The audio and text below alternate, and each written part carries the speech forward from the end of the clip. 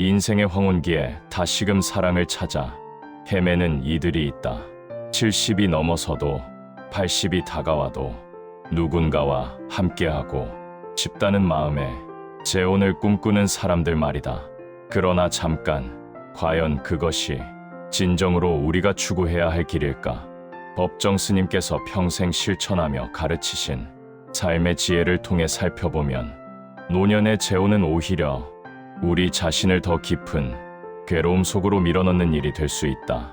오늘은 법정 스님의 철학을 바탕으로 왜 노후에는 재혼을 하지 않는 것이 더 지혜로운 선택인지 5가지 이유를 통해 살펴보고자 한다. 이는 사랑을 부정하자는 말이 아니다. 진정한 사랑, 진정한 행복이 어디에서 나오는지를 깨닫자는 이야기이다. 첫 번째 이유는 집착에서 벗어나야 할 시기이기 때문이다. 부처님께서 가르치신 사성제에서 고집멸도 중 집착을 뜻하는 집재가 있다. 모든 괴로움의 원인은 집착에서 나온다는 가르침이다. 젊은 시절 우리는 사랑 때문에 기뻐하고 사랑 때문에 괴로워했다. 결혼을 하고 때로는 이혼도 경험하면서 관계 속에서 오는 환희와 절망을 모두 맛보았다. 그런데 이제 인생의 마지막 단계에서 다시 그 굴레에 들어간다는 것은 어떤 의미일까? 법정 스님께서 난초를 기르시다가 그 집착을 깨닫고 벗어나신 일화를 떠올려보라. 스님은 난초에 대한 걱정과 근심 때문에 자유롭지 못한 자신을 발견하고는 과감히 그것을 떠나보내셨다. 그때 느끼신 날듯 홀가분한 해방감이야말로 진정한 자유였다. 노년의 재혼도 마찬가지다. 상대방에 대한 걱정, 건강에 대한 염려, 경제적 부담, 자녀들의 반대, 세상의 시선 등 수많은 번뇌가 따라온다. 이미 한평생을 살아온 우리가 왜 다시 그런 복잡함 속으로 들어가야 할까? 불교에서 말하는 탐진치 삼독 중 탐욕이야말로 재혼을 부추기는 가장 큰 원인이다. 외로움을 달래고 싶다는 탐욕, 누군가에게 사랑받고 싶다는 탐욕, 혼자 죽기 싫다는 탐욕 말이다. 하지만 이 모든 탐욕은 결국 우리를 더 큰 괴로움으로 이끈다. 나이가 들수록 우리에게 필요한 것은 더 많은 관계가 아니라 불필요한 집착에서 벗어나는 것이다. 재혼은 오히려 우리를 새로운 집착에 더 씌울 뿐이다. 진정한 해방은 누군가를 소유하는 것이 아니라 소유욕에서 벗어나는 데 있다.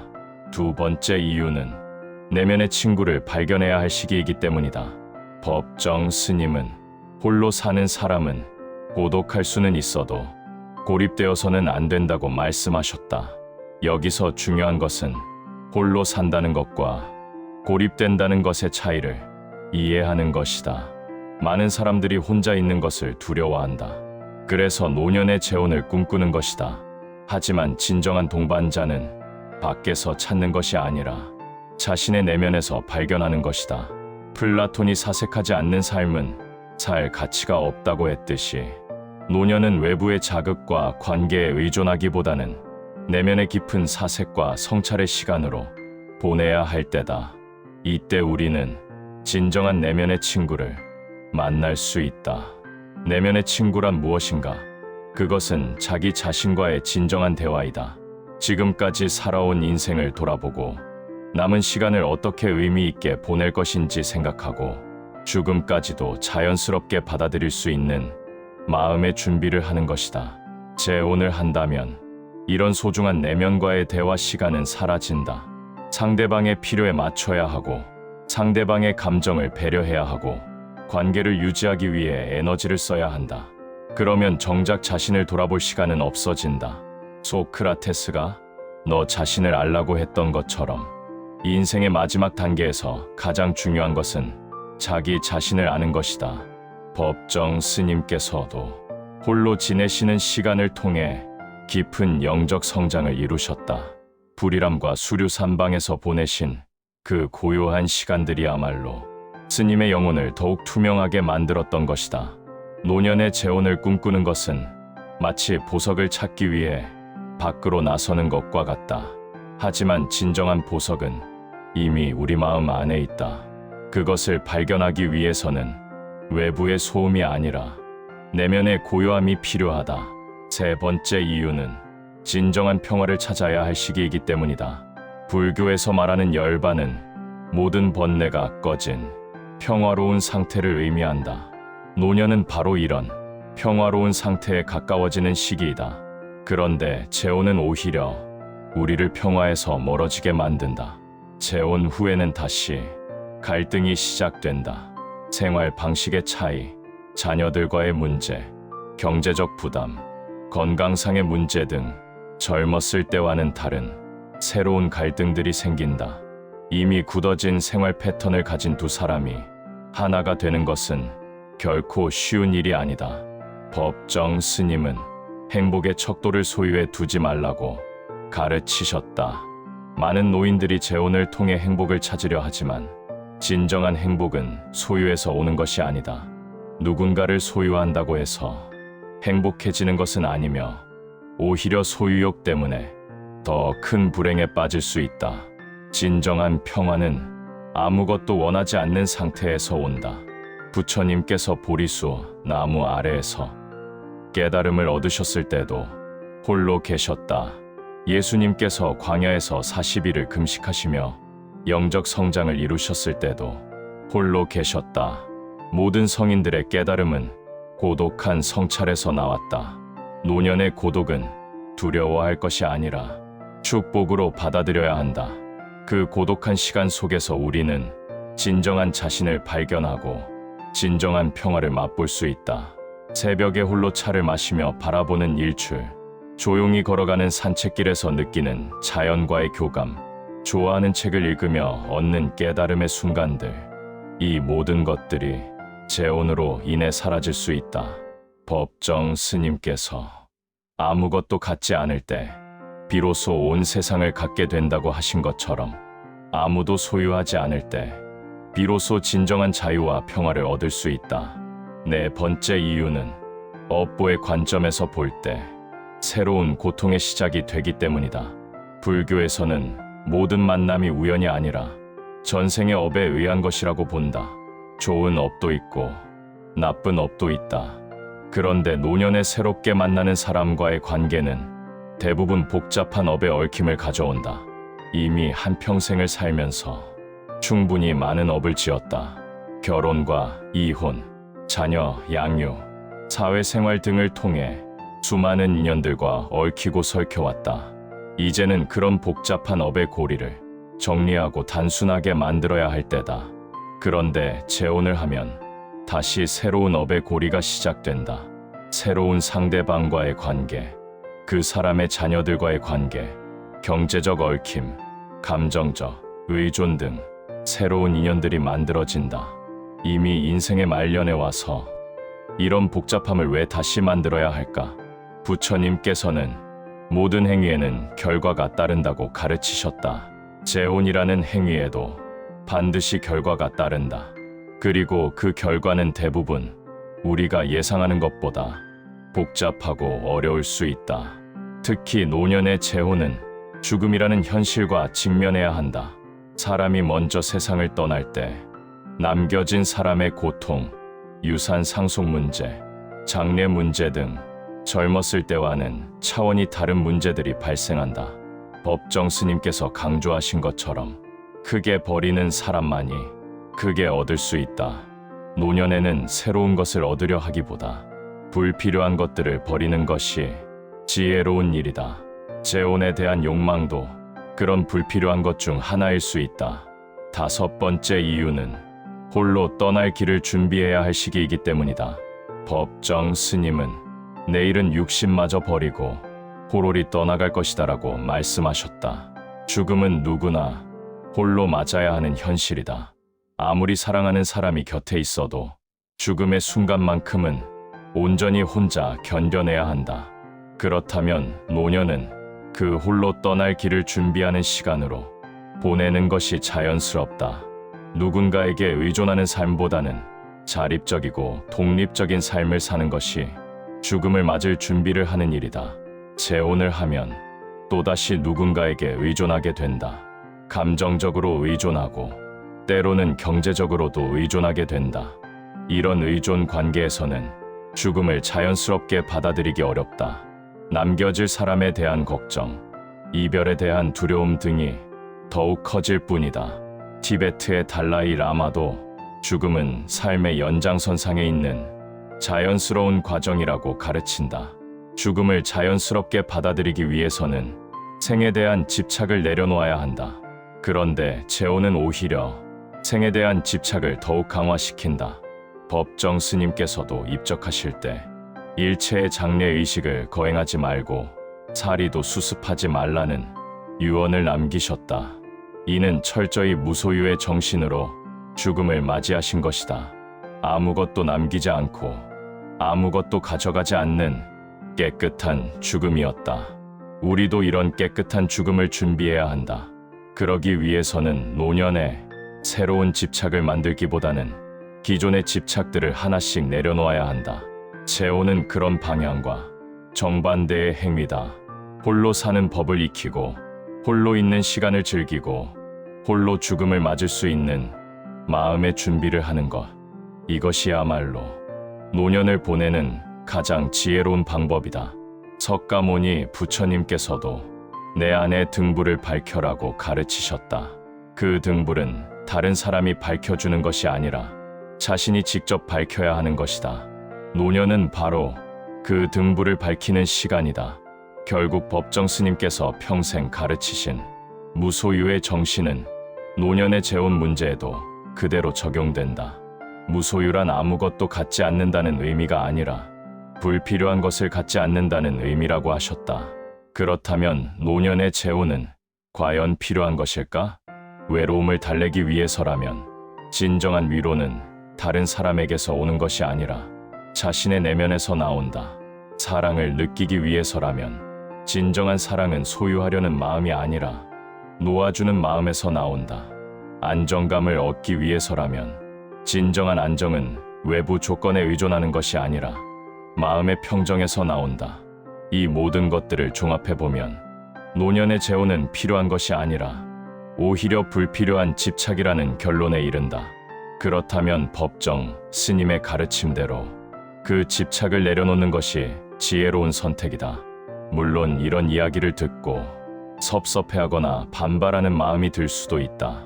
그렇다면 노년에는 아무 희망도 없이 외롭게 죽어가라는 말인가라고 생각할 수도 있다. 하지만 그것은 오해다. 법정 스님의 삶을 보라. 스님은 홀로 지내셨지만 결코 외롭지 않으셨다. 오히려 수많은 사람들에게 사랑받고 존경받으셨다. 스님의 글을 읽고 위로받은 사람들, 스님의 가르침을 통해 깨달음을 얻은 사람들이 얼마나 많은가. 진정한 사랑은 누군가를 소유하는 것이 아니라 자신을 완성시켜 다른 사람들에게 도움이 되는 것이다. 노년의 재혼을 꿈꾸기보다는 자신을 더욱 성숙시켜 주변 사람들에게 지혜와 사랑을 나누어 주는 존재가 되는 것이 더 의미 있는 일이다. 자녀들에게는 인생의 선배로서 지혜를 전해주고 손자 손녀들에게는 따뜻한 조부모가 되어주고 친구들에게는 든든한 동반자가 되어주고 사회에는 경험과 지혜를 나누어 주는 어른이 되는 것. 이런 역할들이야말로 노년에 할 수 있는 가장 아름다운 사랑의 실천이다. 법정 스님께서 아무것도 갖지 않을 때 비로소 온 세상을 갖게 된다고 하신 말씀의 진정한 의미가 여기에 있다. 한 사람을 소유하려 하지 않을 때 비로소 사랑할 수 있게 된다. 한 가지 관계에 얽매이지 않을 때 비로소 관계에서 자유로워질 수 있다. 노년의 재혼을 꿈꾸는 분들께 마지막으로 한 가지 질문을 던져보고 싶다. 정말로 사랑 때문에 재혼을 하려는 것인가? 아니면 두려움 때문인가? 외로움에 대한 두려움, 죽음에 대한 두려움, 혼자 남겨질 것에 대한 두려움 때문은 아닌가? 만약 두려움 때문이라면 재혼은 근본적인 해결책이 되지 못한다. 두려움은 외부적 조건을 바꾼다고 해서 사라지는 것이 아니기 때문이다. 진정한 해결책은 두려움과 마주하고 그것을 극복하는 내적 성장에 있다. 부처님께서 두려움의 원인은 집착이다라고 가르치신 것처럼 두려움에서 벗어나는 길은 집착에서 벗어나는 것이다. 법정 스님의 생의 마지막 모습을 떠올려 보라. 스님은 아무것도 남기지 말라고 하시며 깨끗하게 떠나가셨다. 그 모습에서 우리는 진정한 무소유의 아름다움을 볼 수 있다. 아무것도 소유하지 않았기에 아무것도 잃을 것이 없었고 아무것도 집착하지 않았기에 아무런 두려움도 없었다. 우리도 그런 아름다운 노년을 만들어 갈 수 있다. 재혼이라는 새로운 집착을 만들기보다는 기존의 집착들을 하나씩 내려놓으면서 말이다. 그럴 때 노년은 인생에서 가장 자유롭고 평화로운 시간이 될 수 있을 것이다. 그러나 여기서 많은 분들이 이렇게 묻는다. 그럼 외로움은 어떻게 하라는 말입니까? 혼자 사는 건 괜찮다 쳐도 마음이 무너질 때가 있는데요. 이 질문은 아주 정직한 질문이다. 법정 스님의 가르침은 외로워도 참아라가 아니다. 스님이 말한 핵심은 외로움을 없애려 하지 말고 외로움과 함께 살 줄 아는 힘이다. 외로움을 피하려고 관계를 급히 붙잡으면 외로움은 잠시 잦아드는 듯해도 그 대신 번뇌가 따라온다. 상대의 말 한마디에 흔들리고 서로의 생활 방식에 부딪히고 자녀 문제와 돈 문제로 마음이 다시 거칠어진다. 그러면 외로움은 사라진 게 아니라 모양만 바뀐 채 더 큰 불안이 된다. 법정 스님이 말한 고독은 혼자라서 불행한 상태가 아니라 혼자여도 무너지지 않는 상태다. 고독은 감옥이 아니라 내 마음이 내게 돌아오는 길이다. 그래서 노년에 필요한 것은 새로운 결혼 제도나 누군가의 소유가 아니라 생활의 구조다. 불교는 마음만 말하지 않는다. 마음을 편안하게 하는 습관과 환경을 함께 말한다. 예를 들어 이런 간단한 구조부터다. 아침에 일어나서 창을 열고 물 한 잔을 마시고 10분만 천천히 걸어라. 걷는 동안 내가 지금 걷고 있다. 그 사실만 알아차려라. 복잡한 생각을 해결하려고 애쓰지 말고 그저 오고 가는 생각을 바라봐라. 이것이 수행의 시작이다. 하루에 한 번은 누군가를 붙잡기 위한 전화가 아니라 안부를 묻는 전화로 충분하다. 관계를 의존이 아니라 인연으로 두는 것이다. 인연은 기대가 적을수록 오래 간다. 기대가 크면 섭섭함이 생기고 섭섭함이 쌓이면 원망이 된다. 원망은 결국 자기 마음을 갉아먹는다. 노년의 삶은 누군가가 내 곁에 있느냐 보다 내가 내 마음을 어떻게 다루느냐에 달려있다. 법정 스님은 욕망이 줄어드는 것을 패배로 보지 않았다. 오히려 욕망이 줄어드는 만큼 마음이 맑아진다고 보았다. 재혼을 꿈꾸는 마음에는 대개 이런 바람이 숨어 있다. 누군가 나를 책임져 줬으면, 누군가 내 이야기를 들어줬으면, 마지막 길을 함께 가줬으면 그 마음이 나쁜 것은 아니다. 다만 그 바람이 집착이 되면 괴로움이 시작된다. 법정 스님이 난초를 놓았던 이유도 난초가 나빠서가 아니라 난초가 마음의 주인이 되어버렸기 때문이다. 재혼도 마찬가지다. 사람이 마음의 주인이 되어버리면 평화는 멀어진다. 그러면 사랑은 필요 없나라는 질문이 나온다. 불교는 사랑을 부정하지 않는다. 다만 사랑을 소유로 바꾸지 말라고 한다. 노년에 필요한 사랑은 나를 채워줄 누군가가 아니라 흘려보낼 수 있는 자비다. 자비는 붙잡지 않는다. 자비는 기대하지 않는다. 자비는 상대를 있는 그대로 놓아준다. 이런 사랑은 관계가 있어도 괴롭지 않고 혼자여도 허무하지 않다. 노년에 정말 필요한 동반자는 사람 한 명이 아니라 생활의 벗이다. 좋은 책 한 권, 규칙적인 산책길, 한 번쯤 들르는 절의 마당, 가끔 나누는 따뜻한 인사, 이런 것들이 마음을 지탱한다. 사람 한 명이 다 해주길 바라면 그 사람에게도 짐이 되고 나에게도 고통이 된다. 또 재혼이 특히 어려운 이유는 노년에는 관계가 감정만으로 굴러가지 않기 때문이다. 현실이 동반된다. 병원비, 간병, 유산, 상속, 명절과 제사, 자녀들의 갈등, 거처와 생활비, 이 모든 것이 뒤따른다. 젊은 시절에는 사랑이면 된다라고 말할 수 있지만 노년에는 사랑이 있어도 현실이 마음을 거칠게 한다. 여기서 업보의 관점이 다시 등장한다. 새로운 인연을 맺는다는 것은 새로운 업의 고리를 여는 일이다. 업은 무조건 나쁘다는 뜻이 아니다. 다만 업은 결과를 낳는다.